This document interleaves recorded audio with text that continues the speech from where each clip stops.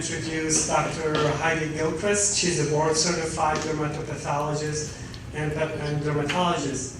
She has a very successful practice in Encinitas. She's brilliant and she knows too much about sunscreen and how to keep your skin young. So she's gonna give us a brief presentation today about how to be smart about applying sunscreen and how to stay young. Thank you, Heidi, for driving all the way from Encinitas. And go ahead. The microphone.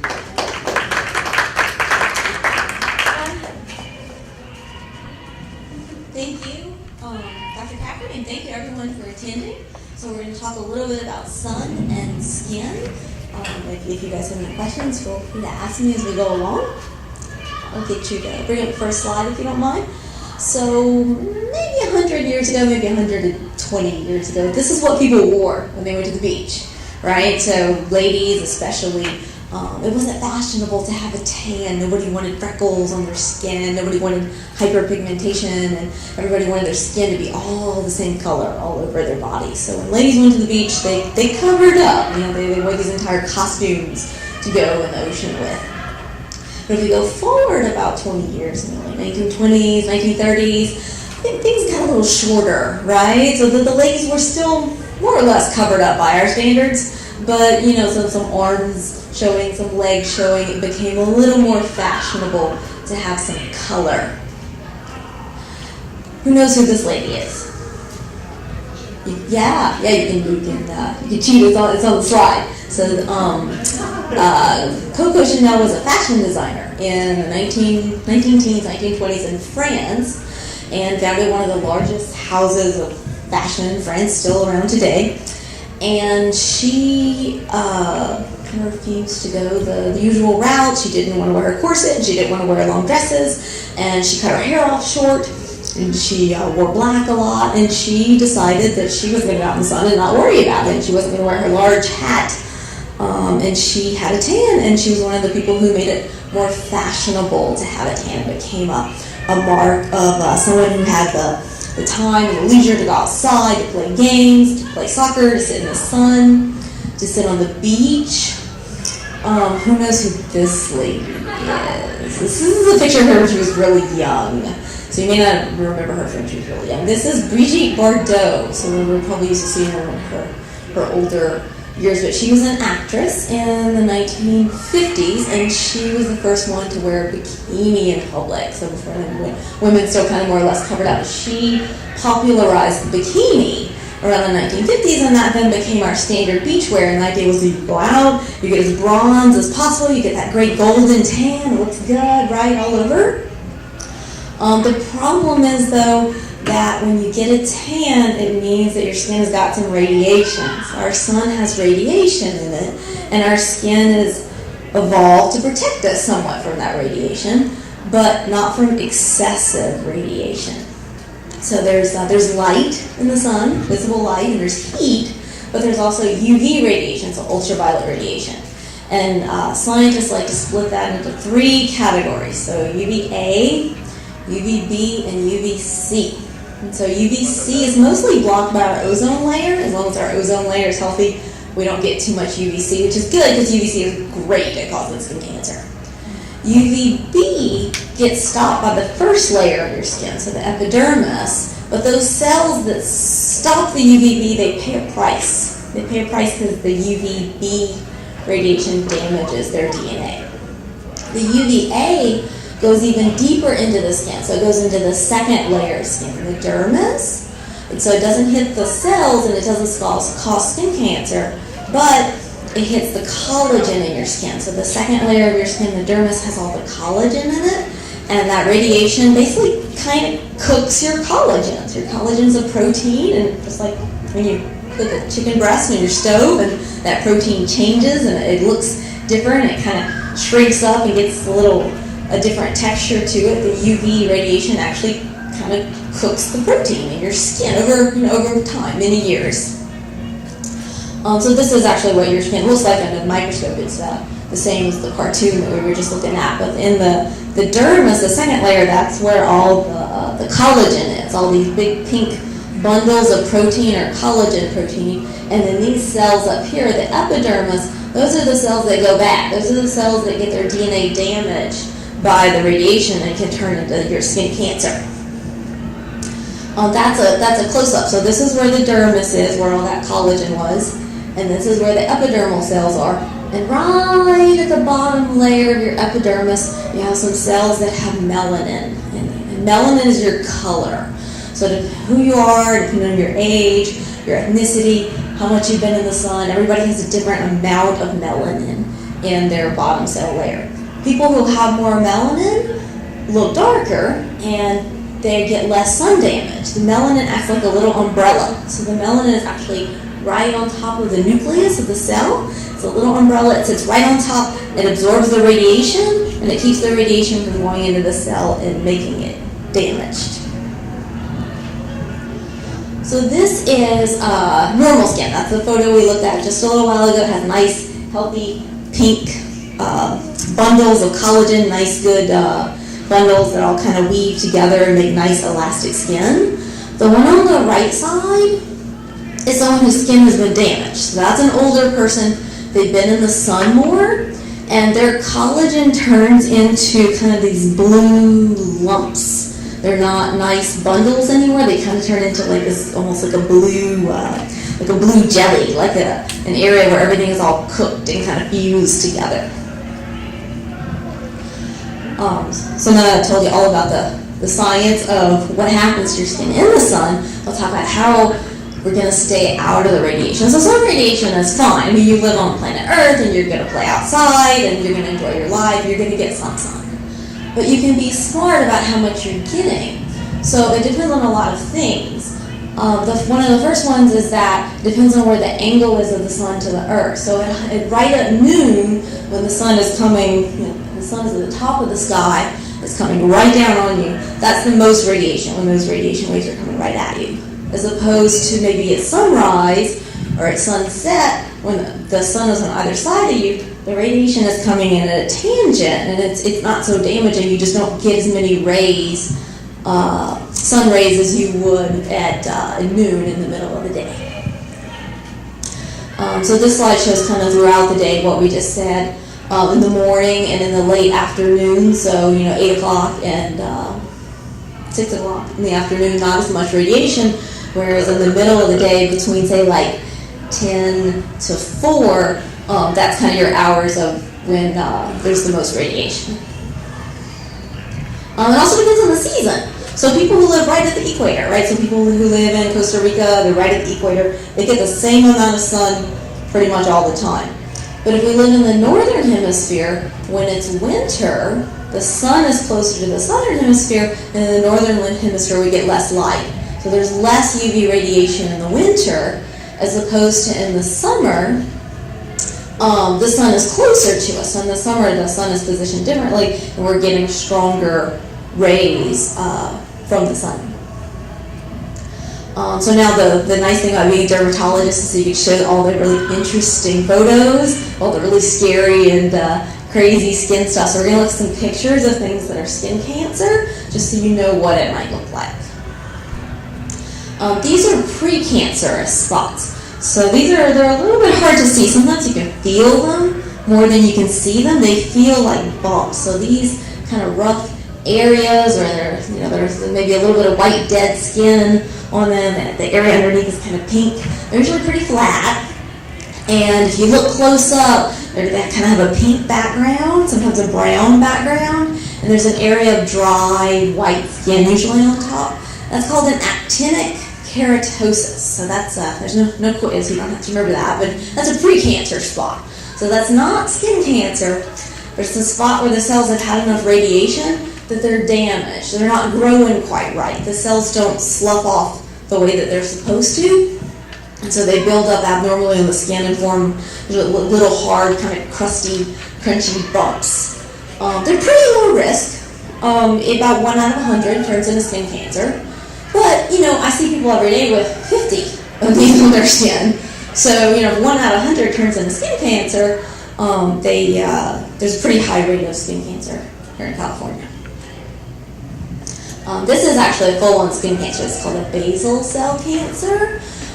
This is kind of the lowest risk one to have. This usually grows right on top of the skin. It doesn't spread to people's internal organs or kill people. Very, very, very rarely. It mainly grows right on top of the skin, and it grows outward on the skin. But if you don't do something about it, it can be really messy because it can grow down into the skin, it can get into the muscle, it can get into the bone, it can make a big mess that you probably don't want to deal with. So it's good to remove these while they're small. This is another basal cell cancer. They tend to be kind of pink and kind of shiny. And another basal cell cancer. So this guy let his go and didn't get it treated when he should have. And the pink and shiny cancer is the part around the edges, and the part in the center is just kind of turned into an ulcer. So it's kind of gross. He's going to need some special surgery and some plastic surgery to put that back together again. That's also a basal cell cancer, so they don't have to be raised up. Sometimes skin cancers can be flat. Sometimes they can just be pink, flat, shiny spots. So they don't all have to be raised. This is actually what's called squamous cell cancer, so that's a really early one. Again, it's flat, it's not raised, it's just discolored and just kind of a really funny shape. That's a larger squamous cell cancer, so a bump that's more raised up off the skin. And again, it kind of, just like that actinic keratosis, it kind of gets that rough top where the skin cells don't slough off the way that they're supposed to. That's a squamous cell cancer on this guy's lips, so you can probably see it.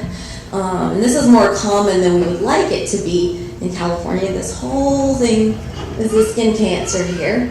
The bottom lip tends to get skin cancer. No one ever gets skin cancer on their top lip. It's not that much.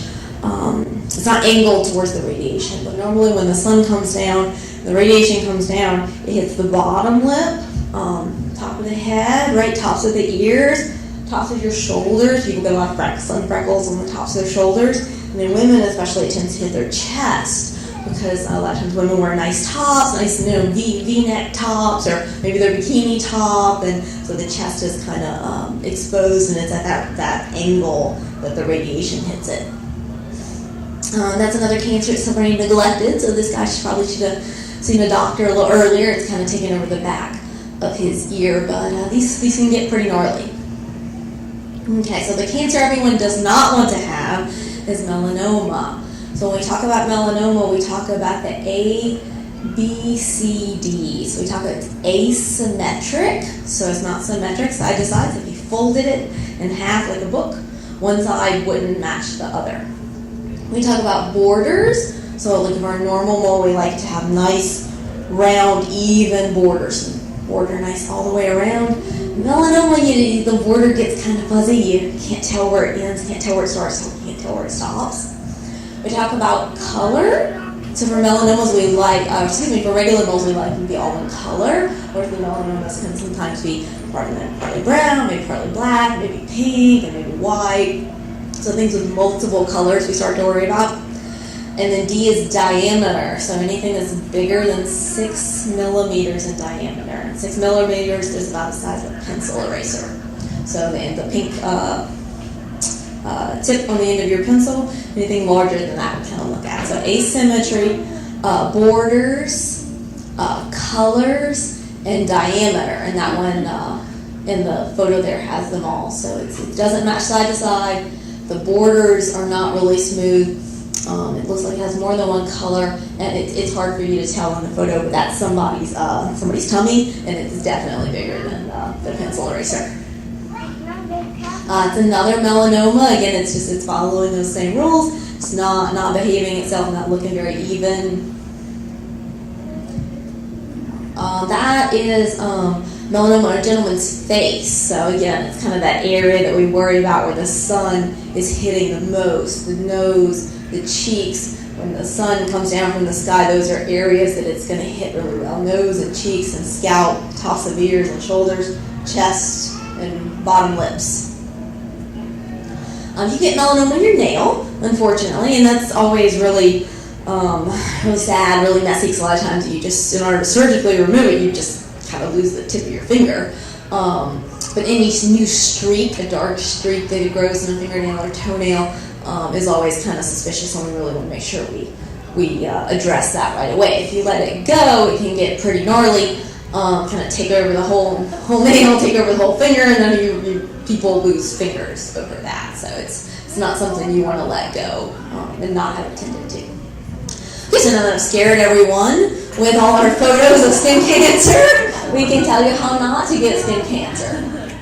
So this was a really good public health campaign they did in Australia about 10 years ago. Australia has one of the highest rates in the world of skin cancer. They're a bunch of mainly people of British descent, so Caucasian people that colonized Australia and New Zealand or Great Britain, and you put them in, an island country next to the equator. You have a whole bunch of very pale skin and a lot of sun, and a lot of people that were working outside, a lot of farmers, a lot of ranchers, a lot of like rough and ready outdoor types who are just going out, they're hiking and they're playing their soccer and they're doing other stuff. And Australia had a terrible rate of skin cancer. People died of melanoma right and left in Australia. I'm gonna have you go back one. Sorry, I'm still on that one. So they had a great public health campaign 10 or 15 years ago, and they called it Slip, Slop, and Slap. So they said slip on a shirt, slop on some sunscreen, and slap on a hat. And the idea was, your sunscreen by itself isn't really going to do the job. You really want to wear that long sleeve shirt, and probably also a nice, not just a baseball cap. If you wear a baseball cap, you're kind of just covering this front part of your face. But you really want that broad brimmed hat. This is a sun shirt. You can get these now even at like Costco. I've seen them at Costco. They're actually shirts that are made out of a special fabric with a tight enough weave that they block the sun. Instead of SPF, they're usually labeled UPF, so Universal Protection Factor instead of Sun Protection Factor, but this is the same thing. And probably 10 or 15 years ago, you had to special order them from companies like Coolabar and stuff like that, but now you can pretty much get them anywhere. That was one I think that was made for a little girl, and they used to be all hideously unattractive sun shirts, but now that they're becoming more widely available, there are nicer looking versions out there. Okay, so this guy's trying, right? He has on a shirt, his sunglasses, and he has on a hat, but he has the wrong kind of hat, right? You see how the weave of his hat, the weave of the straw is really loose, so the sun can get through it, and all the sun is kind of filtering down. You can see the light and the shadow on his face. That's not going to help him much. What you really want is a hat that has a tight weave. So a hat that the cloth is tightly woven together and the sun can't get through. There are lots of fashions on straw hats, fashion hats you buy in the resort gift shop or wherever when you go on vacation. If you take one of those and you hold it up to the light, if you can see light through it, it's not a very good hat. Because if the visible light can get through, then the ultraviolet radiation can get through.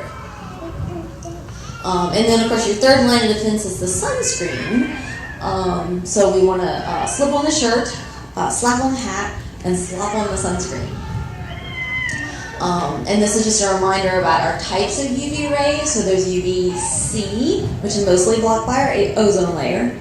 There's UVB, which hits our epidermis, our top layer, and damages the cells and causes skin cancer.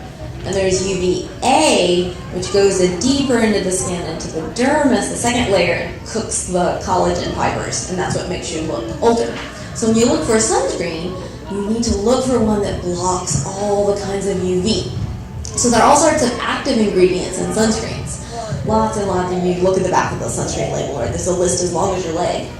But not all of them block every kind of UV. Some of them only block UVB, and some of them only block UVA, and some of them block both, and that's called broad spectrum when they block both UVA and UVB. Nothing blocks UVC, but that's good because we have an ozone layer to do that for us, so we're lucky in that.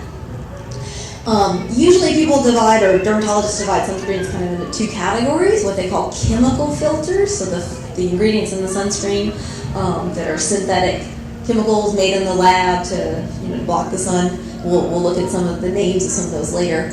Are mineral filters. The mineral filters are mainly zinc oxide, so the old school white pasty stuff that the lifeguards would put on their nose to keep their nose from getting burned, and titanium dioxide.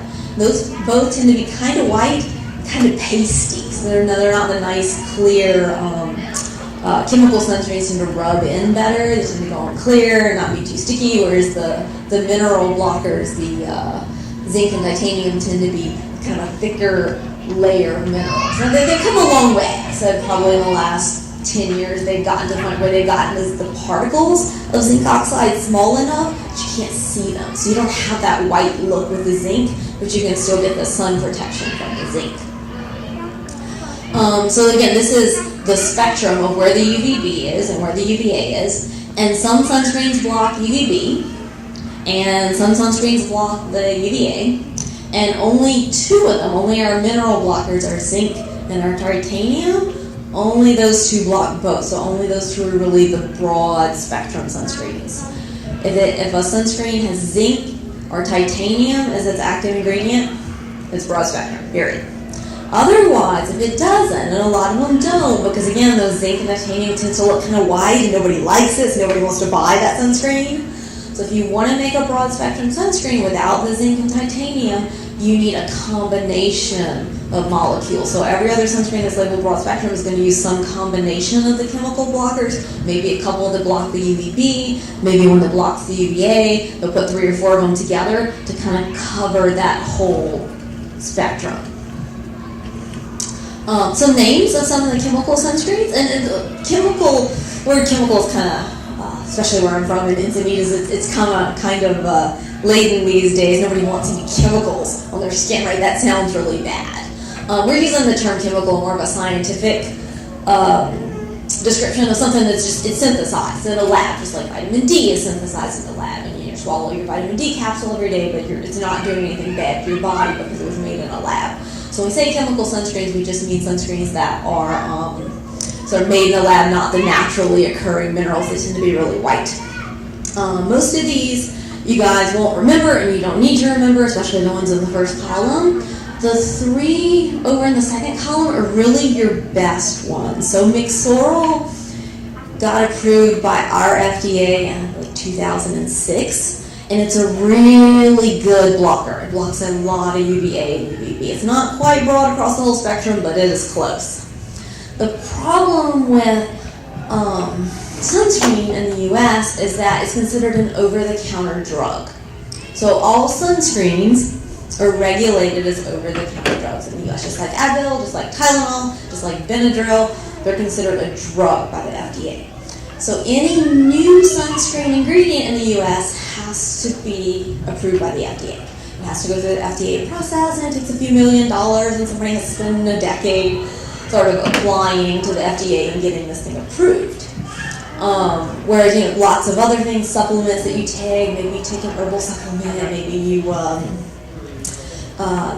take supplements from Sprouts or something like that. None of those are regulated as drugs by the FDA, so they can put anything they want in those. They just put a little statement on the bottom that says, this has not been, these claims have not been substantiated by the FDA. They're fine.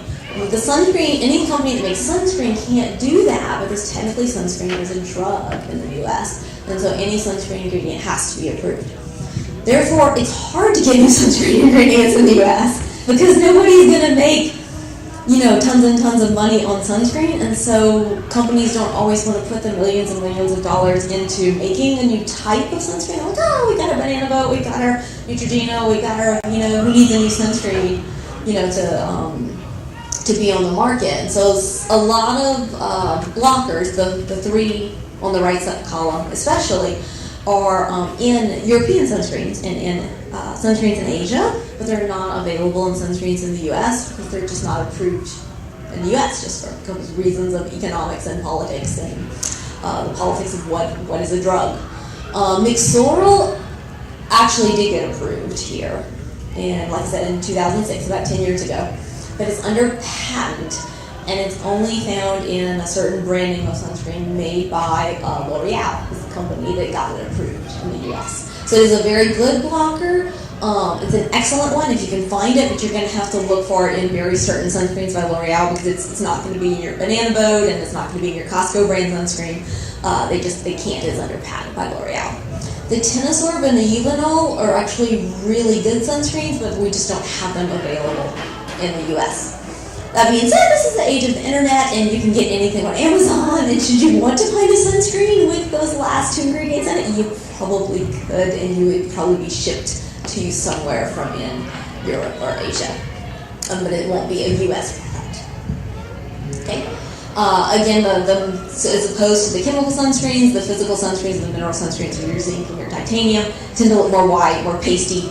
But if you look for one of the more modern ones, again, the science has gotten those little molecules of zinc down so small they don't look nearly as white and pasty as they used to. So these are all full spectrum sunscreens. I'm not necessarily recommending any one of these more than the other. Some of them can be more expensive, especially if they're targeted to ladies and be sold at department stores. Some of them can be not too expensive, be sold at Costco. But there are several U.S. Brand names out there: Neutrogena, Aveeno. L'Oreal has sunscreens that are broad spectrum. This one, number 8. Is actually made by a company called La Roche-Posay. That's the parent company of L'Oreal, and that's the sunscreen that has that mixed oil in it, that really good blocker.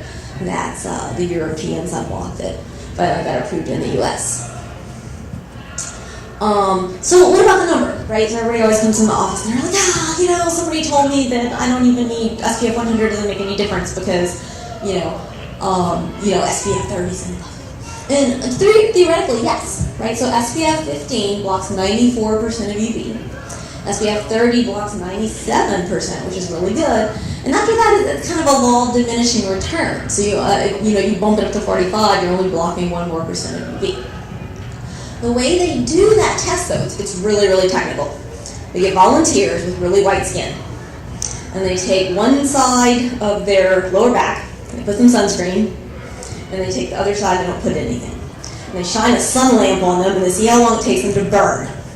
And if it takes 15 times longer to burn with the sunscreen, that sunscreen gets an SPF of 15. So, super, super technical stuff there. But the key is when they do that test in the lab, they put the sunscreen on 2 milligrams per square centimeter. That's like cake frosting. That's thick sunscreen. Nobody puts on the amount of sunscreen that they do when they do that test. Most people put on half to maybe a third of that amount of sunscreen. So really you can take that number on the bottle and divide it by 3. So if you're putting on SPF 30, you're probably getting more like 10. If you're putting on SPF 45, you're probably getting more like a 15, which is great because you're blocking 94% of UV, but you're not actually getting a 45, you're probably getting something more like a 15. So yeah, actually the number does matter. Because of the way the test is done, it's a very accurate test, very precise test. It's not really relevant to real life because nobody puts on the level of sunscreen that is put on the lab when they do the test for the SPF. So that's it, and I'm very open to questions. So again, you remember you wear your shirts, your laundry shirts, you wear your hats, you wear your sunscreen. If you're going to be at the beach and going to play beach volleyball, it's a good idea to play early in the morning or late at night when the sun isn't as strong. When you choose the sunscreen, try to choose one that says broad spectrum, especially if it has zinc in it, or it has titanium in it, or if it has the mixed oil in it. And also know that you're not limited to sunscreens made in the U.S. and that you can actually get some really good products online if you look for some foreign-made sunscreens. Yeah.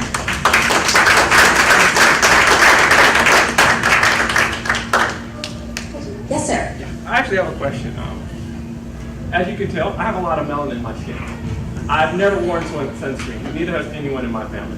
Now, my wife, she's biracial and she wears sunscreen. First African American I've ever met to do it. Right, and so the issue for me is, do I put sunscreen on my child? I'm more concerned with the chemical exposure, right? And so, I don't know, it seems like for African Americans that are dark skinned such as I with a lot of melanin in the skin, the risk of contracting melanoma seems very small. And so, again, my question goes back to, is the chemical exposure more substantial? And is it a worthwhile risk to take? Okay, so there's kind of 2 things to be addressed there. Okay. Unfortunately, only about 75% of melanoma is caused by the sun is actually under our control. The other 25% is just bad luck, and even African American people can get melanoma and have seen it. And in fact, they're more likely to get melanoma on a hand or foot, and they're unfortunately, statistically, they're more likely to die of melanoma. So it's still important, even if you're Hispanic, if you're Indian, even if you're African American, if you're Native American, to know that, skin cancer is still a real risk. It's just not as large of a risk. Could you quantify that? What is the risk? Can you quantify?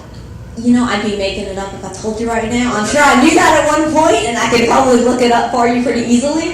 But I told you a statistic right now. I'm not sure I would get it accurate. But it's much, much, much smaller than, say, my risk. But it's still real.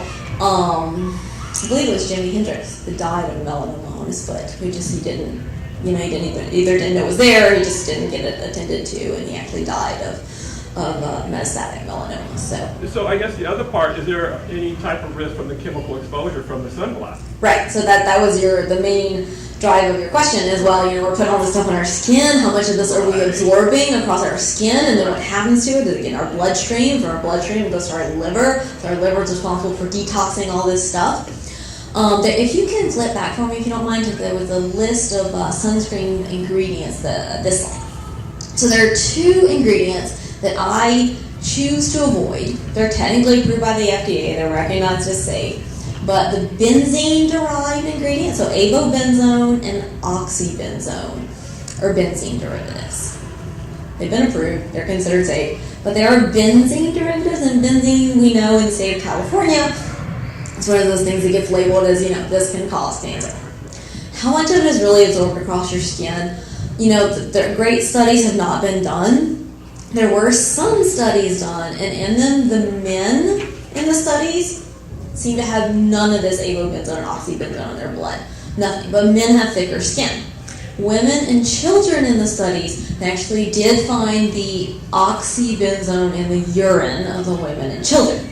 So what does that mean? Well, it means you absorbed enough of it across your skin for it to get processed, through your blood, through your kidneys, and show up in your urine. Is it enough to hurt you? We don't really know, but it's not really something I would like to find out by experimentation. But there are so many other good, much better sunscreens. Avobenzone and oxybenzone are not great blockers. If you can back up, I think it's one more slide. The oxybenzone is here. It's not a great blocker. It only blocks this small amount of radiation. And there's some other nice things like zinc that are not absorbed into your skin that block that radiation. So it's, no, we don't really have to use it, so why use it, right? So I generally tell my patients, just don't use the avobenzone, don't use the oxybenzone. Use the ones with the zinc, the titanium, the mixed oil. They're better sunscreens anyway. And that way you don't have to worry about it. Thank you. Yeah. Is there a certain UV number that when you look at the weather for the day, if it's like a 2 or a 3, it's low or moderate or whatever, is there a certain number where you should put sunscreen on, and or you just put it on every time you go outside? I don't even look at that number. Okay. And there are all sorts of things. There are apps on your phone now that'll tell you the UV. There are cool bracelets you can wear that'll turn colors on your wrist, kind of like a mood ring when there's high UV. There are little wrist UV monitors you can wear.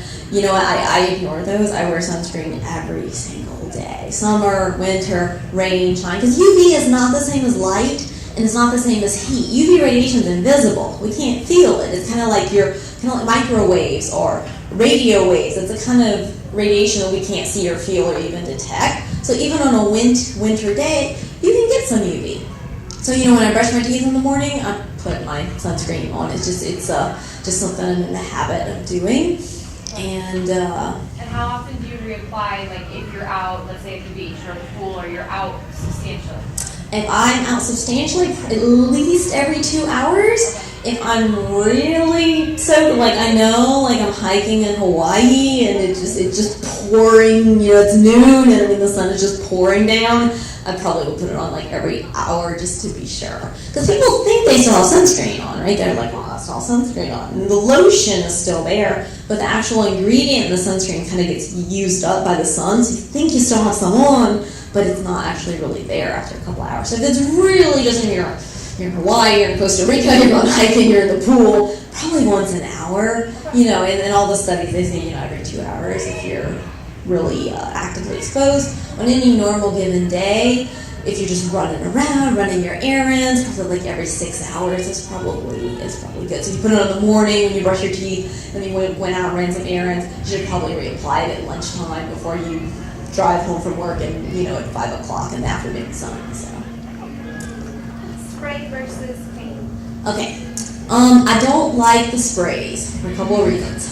One, they don't work that well because people go shh, and they go shh, and they're done. And that's nowhere near cake frosting. That is the thinnest ever layer of sunscreen. You're getting nowhere near the number on that bottle. And so people think they have sunscreen on. They don't have much sunscreen on. And they go get horribly burned. And they come in the office and they're like, but I sprayed it on my back.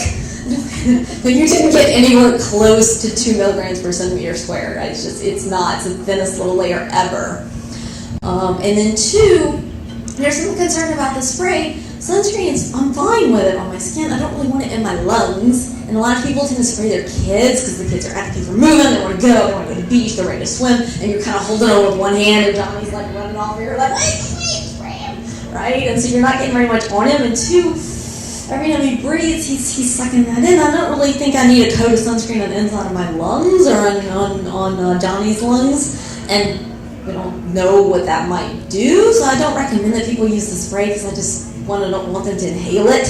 And 2, it doesn't work that well, and it gives people kind of a false sense of security in the sun. I work in downtown, and I work at a shipbuilding place, and they're constantly welding. Is there a diet, or like if you eat more vitamin food, like fruits and stuff like that, does that possibly help you along with the sunblock and everything else that you spoke about? Okay, so 2 things. As far as I know, the light from welding is not UV radiation. It's heat, and it's visible light. I don't think there's any UV in it. I'm not positive though. I've actually have never welded in my life, but usually people are wearing, the full face mask. But yes, in general, a diet high in antioxidants, right? So they always tell you eat your colors, eat your red tomatoes and your purple grapes and your green broccoli, and eat all the colors of the orange carrots and eat all the colors of the rainbow, and you get lots of antioxidants. In general, that's good for skin cancer and all cancers because antioxidants help your body destroy free radicals. And free radicals can cause cancer. So yeah, definitely a nice healthy diet full of plant foods, full of fruits, full of vegetables, not going to hurt anyone, and probably would help you not get all kinds of cancer, including skin cancer. And then I believe like 10, 15 years ago, they would say, 3 servings. Then like 10 years ago, they said, 6 servings. Do you see it going up more maybe? It's one of those things like the UV index that I just kind of tend to ignore because I don't think they do a good enough job anyway. I think everyone should eat as many vegetables as they possibly can. Yeah. So I don't know what we're up to. For some reason I thought it was 11 at the moment, but then they had the pyramid, and they changed the pyramid, now the pyramid to the plate, and the government kind of keeps changing their recommendations. So in general, I think as many vegetables as you can eat is probably a good thing. Oh, I'm sorry, I think we have one more. I'm at that age where I start listening to all my friends that are doing things to make their skin better. And one of them is this thing where that it creates new collagen, and it's done through a laser. Have you heard of that? It depends on which therapy you're talking about. There are lots and lots of things out there that claim to create new collagen, and the collagen is the stuff that gets cooked in the sun and gets broken down as we get older. So you can recreate. You can, but there are only a handful of things that can do that. So I'm not sure what treatments your friends had. There are a few lasers out there that can do that. There are a few infrared light systems that can do that. There's if not all skin creams or rainbow creams, just a few of the ones that have retinol can help create new collagen. Glycolic acid, alpha hydroxy acids can help create new collagen as well. Mm-hmm. Okay, great. Fantastic. Thank you so much.